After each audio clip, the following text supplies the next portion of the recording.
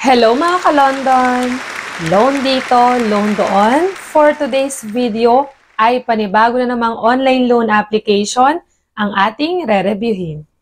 Tara, samahan niyo kung alamin kung ito na bang solusyon sa pera problema natin. Kung bago ka nga lang pala sa channel na ito ay mag-subscribe ka na at i-click ang notification bell para lagi kang updated sa mga susunod pa nating mga videos. Nagsimula na nga ang pasukan at tapos ka na sa pagbili ng mga gamit at uniform ng iyong anak pero hindi ka pa rin makakaligtas sa araw-araw na budget para sa baon at para sa mga other expenses sa kanilang pag-aaral. Kaya kung nagigipit ka, syempre tutulungan kitang makahanap ng legit at worth it na online loan application na pwede mong malapitan sa oras ng kagipitan. Ngayong araw nga ay magre-review na naman tayo ng isa na namang online loan application. Titignan natin kung ito ba ang makakatulong na sa atin sa oras ng ating pangangailangan. At kung balak mong mag-loan ay tama ang ginagawa mo na nanonood ka muna ng ganitong klase ng video para at least magka-idea ka kung legit ba talaga or worth it ba talagang mag-loan sa ola na balak mong pag-loanan. Dito sa review natin ay tuturuan din kita ng step-by-step procedures kung paano ba mag-loan at kung magkano na lang makukuha natin sa amount na ilo-loan natin. At kung balak mo na talaga at desidido ka na talagang mag-loan ay siguraduhin mo lang na ilimit sa 3 hanggang 5 contacts ang nasa phonebook ng iyong cellphone para at least kung mag-message yung mga agent ng OLA ay hindi lahat masenda ng messages yung nasa phonebook mo. At ang re-reviewin natin ngayong araw ay walang iba kundi ang LoanLinks Safe Loan Online. Dito sa OLA na ito ay pwede kang mag-loan ng up to 80,000 pesos. So napakataas. At pwede mo siyang bayaran ng mula 3 months up to 15 months. So gaano kaya katotoo itong napakahabang loan term na ito? Pero syempre, bago mo i-download ang application na ito ay siguraduhin mo na mapanood ang video para makasigurado ka na legit talaga ang OLA na ito. Dito ay pwede kang mag-loan basta ikaw ay 18 years old and above at isang Filipino citizen. Ang ganda ng pinapakita nila sa ads, kaya huwag na nating patagalin pa, simulan na natin. At ayan na nga, na-download ko na. So dito ang nagpapapagad sa kanilang homepage is allow LoanLinks to track your activity across other companies' apps and website. So dito ay kiklik lang natin is as up, not to track. At dito nga ay makikita natin na pwede tayong mag-loan ng maximum amount up to 80,000 pesos. At nakalagay dito ang loan term daw is up to 180 days at merong 0.05% per day. At i-apply na agad natin. So dito bago tayo makapagpatuloy, kailangan nating ilagay yung ating phone number, syempre, para makapag-send ng verification code at kailangan nating mag-agree dun sa kanilang privacy policy at makakapag-sign in na tayo. Kaso dito makikita nyo na up to 20,000 pesos na lang ang pwede nating amount na ma-loan. So siguro ay para sa first-time user. So i-apply pa rin natin. At dito nga pala ay 7 days na lang ang loan term. So kagandahan lang dito ay alam mo na agad na 7 days lang dapat bayaran mo na yung loan mo. Para kung hindi ka agree dun sa 7 days ay hindi ka na makapag-loan sa kanila. At dito nga ay kailangan natin sagutan yung authentication, kung anong ID yung ipepresent mo, personal information, job information, contact information at sa may baba ay yung payment information kung saan nila papadala o saan mo marireceive yung amount na niloan mo. At ang una na nga nating sasagutan dyan ay yung authentication. Ito na yung identity verification. So, ID mo at saka yung face recognition.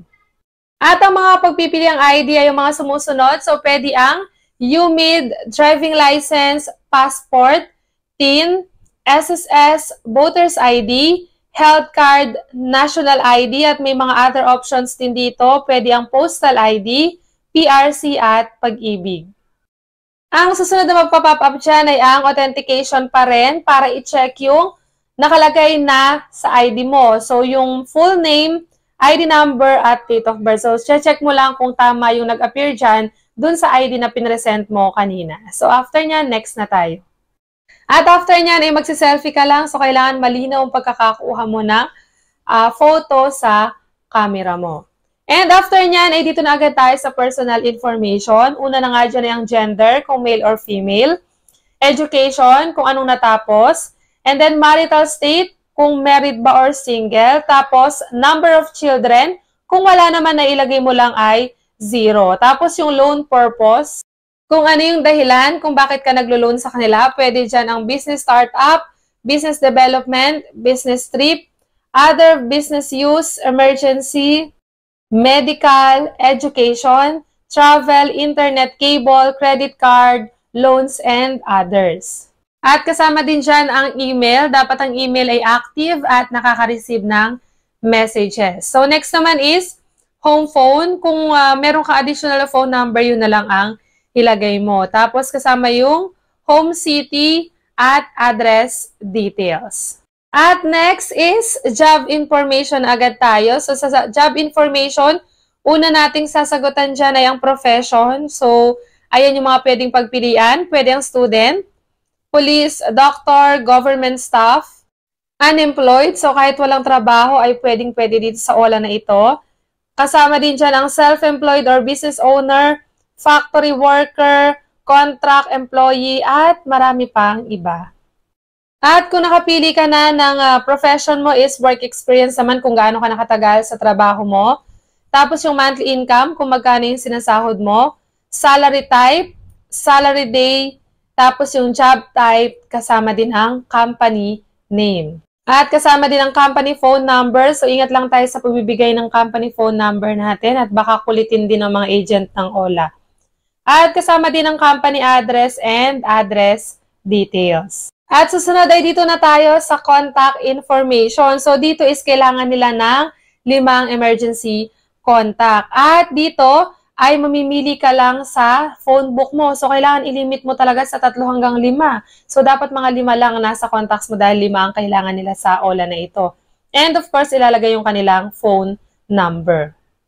At dito na agad tayo sa pinaka-last. Ito naman yung payment account information, kung saan nila ipapadala o kung saan mo marireceive yung amount na niloan mo. So, pwedeng pumili ka dito kung e-wallet or bank. So, pag e-wallet, syempre, ang gamit nating e-wallet ngayon ay ang GCash. At kung GCash ang pinili mo, ilalagay mo lang yung account number mo tapos uulitin mo lang ulit. And then, next na agad.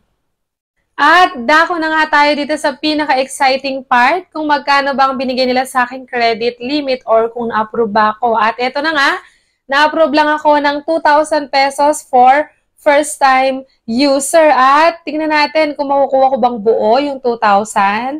At ayan na nga, hindi ko makukuha ng buo yung 2,000 dahil ang disbursed amount ko lang is, or yung makukuha ko lang amount dun sa 2,000 pesos is 1,200 lang. So, saan kaya mapupunta yung 800 pesos na ikakaltas nila? So, dito nga siya mapupunta sa processing fee na 667 pesos. Tapos, yung total interest fee na 13 pesos. At meron pang risk control service fee na 120 pesos. So, nahawig siya sa ibang OLA na na-review natin na 1,200 lang ang marireceive nating amount. So, napakalaki nung kanilang processing fee. At eto na nga, yung kabuuan ng loan details, nakita naman po natin na malaki ang mawawala, malaki ang mababawas dun sa ating loan amount. Pero syempre, lagi kong sinasabi, nasa inyo pa rin ang desisyon kung itutuloy nyo pa ba ang paglo-loan sa OLA na ito o hindi na. At dito na nga natatapos ang ating review. Hanggang sa muli mga ka-London! Bye-bye!